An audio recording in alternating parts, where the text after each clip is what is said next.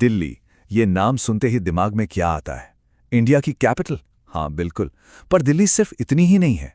ये एक ऐसा शहर है जिसकी मिट्टी की हर परत में एक पूरी की पूरी सल्तनत दफन है। सोचिए, एक ऐसा म्यूजियम जिसकी कोई छती नहीं। यहाँ की हर गली एक कहानी सुनाती है और हर पत्थर अपने गुजरे हुए कल की गवाही देता है। तो सवाल यही उठता है कि एक ऐसे शहर की कहानी आखिर शुरू कहाँ से करें? एक ऐसा शहर जो न जाने कितनी बार बना, तबाह हुआ और फिर अपनी ही राख से एक नए रूप में जी उठा। चलिए आज दिल्ली की इन्हीं परतों को एक एक करके खोलते हैं और इसके शानदार सफर को समझते हैं। दिल्ली की कहानी को समझने के लिए हमें वक्त में बहुत बहुत पीछे जाना होगा। इतना पीछे कि इतिहास और पौराणिक कथाओं के बीच की जो लाइन है वो थोड़ी धुंधली हो जाती है। तो चलिए शुरू करते हैं इसकी सबसे पुरानी जड़ों से।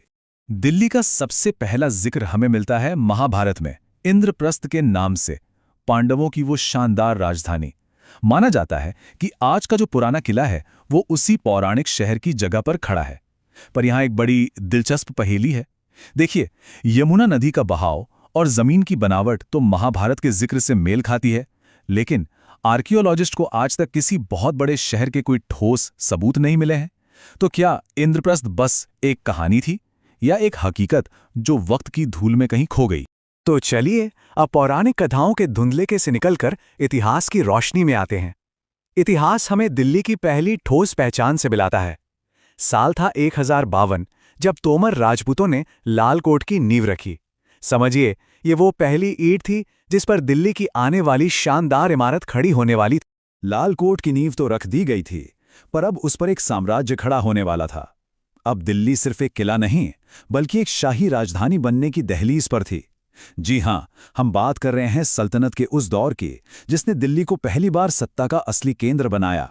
कहानी शुरू होती है 1192 से, जब तराइन की लड़ाई ने दिल्ली का तख्ता ही पलट दिया, और फिर 1206 में कुतुबुद्दीन ऐबक ने दिल्ली सल्तनत की बुनियाद रखी। इसी दौर में दिल्ली को अपनी वो पहचान मिली जिसे आज दुनिया जानती है, कुतुब मीनार। लेकिन सल्तनत का ये सफर फूलों की सेज नहीं था। 1398 में तैमूर के भयानक हमले ने दिल्ली को लगभग खत्म ही कर दिया था, और फिर आखिरकार 1526 में पानीपत की लड़ाई ने सल्तनत का अंत किया और एक नए वंश के लिए दरवाजे खोल दिए, मुगल। तो सल्तनत के इन 300 सालों के राज ने दिल्ली की तकदीर ही बदल दी। यह अब सिर्फ एक शहर नहीं था, बल्कि पूरे साउथ एशिया की एक ताकतवर राजधानी बन चुका था। इसने हमें कुतुब मीनार जैसी विश्व धरोहर दी और दिल्ली को सूफी संगीत और कल्चर का दिल बना दिया। ये वो मजबूत नींव थी जिस पर आने वाले साम्राज्य अपनी इमारतें खड़ी करने वाले थे। सल्तनत के बाद दिल्ली ने एक ऐसा दौर देखा जिसकी शानो शौकत की मिसालें आज भी दी जाती हैं। ये दौर था मुगलों का। एक ऐसा जमाना जब आर्किटेक्चर, कला और संस्कृति अपने चरम पर पहुंच गए। साल था 1526।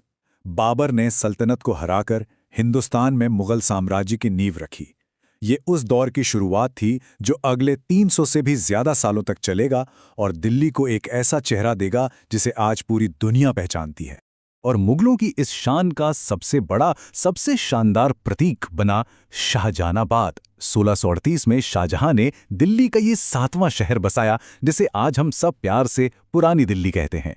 यहीं पर लाल किला और जामा मस्जिद जैसी वो इमारतें खड़ी की गईं जो आज भी मुगलों की बेमिसाल कारीगरी की कहानी कहती हैं। लेकिन जैसा कि इतिहास का दस्तूर है, हर सूरज को ढलना होता है। मुगलों का सूरज भी ढल रहा था और दिल्ली के आसमान पर अब एक नया झंडा लहराने वाला था। सत्ता अब अंग्रेजों के हाथों में थी और उन्होंने दिल्ली को अपनी शाही ताकत का नया केंद्र बनाने का फैसला कर लिया था। साल 1911 ये सिर्फ एक तारीख नहीं थी, ये दिल्ली की तकदीर बदलने वाला साल था। अंग्रेजों ने ऐलान किया कि ब्रिटिश भारत की राजधानी अब कलकत्ता नहीं बल्कि दिल्ली होगी। इस एक फैसले ने दिल्ली के अंदर ही दो अलग अलग दुनियाएं बना दी। एक तरफ थी पुरानी दिल्ली अपनी तंग, घुमावदार गलियों और मुगल तहजीब के साथ, और दूसरी तरफ बन रही थी नई दिल्ली, एकदम सीधी, चौड़ी सड़कें, बड़ी बड़ी इमारतें और ब्रिटिश साम्राज्य की ताकत का खुला प्रदर्शन। ये सिर्फ दो शहर नहीं थे, ये दो अलग अलग सोच थीं जो एक दूसरे के बगल में बस रही थीं।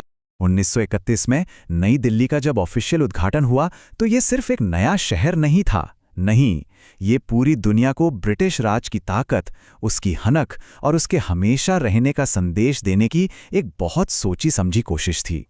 लेकिन दिल्ली के इतिहास का सबसे बड़ा और शायद सबसे दर्दनाक मोड़ वो अभी आना बाकी था। साल था 1947, जब भारत का बंटवारा हुआ और इस एक घटना ने दिल्ली की रूह को, उसकी पहचान को हमेशा के लिए बदल कर रख दिया। लगभग 5 लाख ये सिर्फ एक नंबर नहीं है, ये उन हिंदू और सिख शरणार्थियों की संख्या है जो बंटवारे के दौरान अपना घर-बार, जमीन, जायदाद सब कुछ छोड़कर पश्चिमी पंजाब से दिल्ली आए थे। वो अपने साथ सिर्फ थोड़ा बहुत सामान नहीं, बल्कि एक नई संस्कृति, एक नई जुबान और टूटे हुए दिलों के साथ जीने की एक नई उम्मीद लेकर आए थे।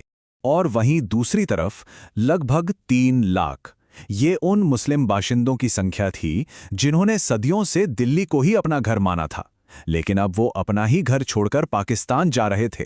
इन दो आंकड़ों के बीच दिल्ली का पूरा सामाजिक ताना-बाना बदल रहा था। बंटवारे के इस दर्द भरे सैलाब ने दिल्ली को एक नया चरित्र दे दिया।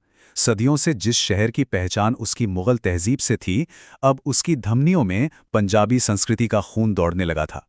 दिल्ली अब एक मुगल शहर से कहीं ज्यादा एक पंजाबी शहर बन चुकी थी। दिल्ली का असर सिर्फ इसकी इमारतों या गलियों में ही नहीं, ये हमारी जुबान पर भी है। ये कहावत तो सुनी ही होगी, अभी दिल्ली दूर है। इसका मतलब है कि मंजिल तक पहुंचना अभी बाकी है।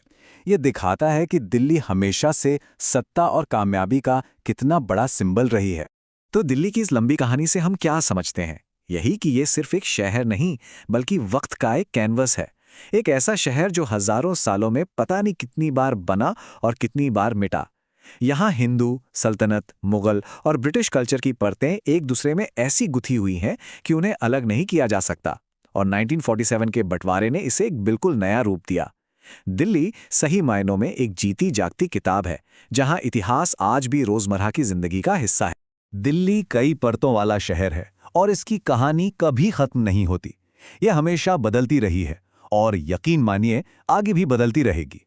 तो सवाल यह है कि इतिहास की इतनी सारी परतों के ऊपर दिल्ली अपनी कहानी का अगला चैप्टर क्या लिखेगी?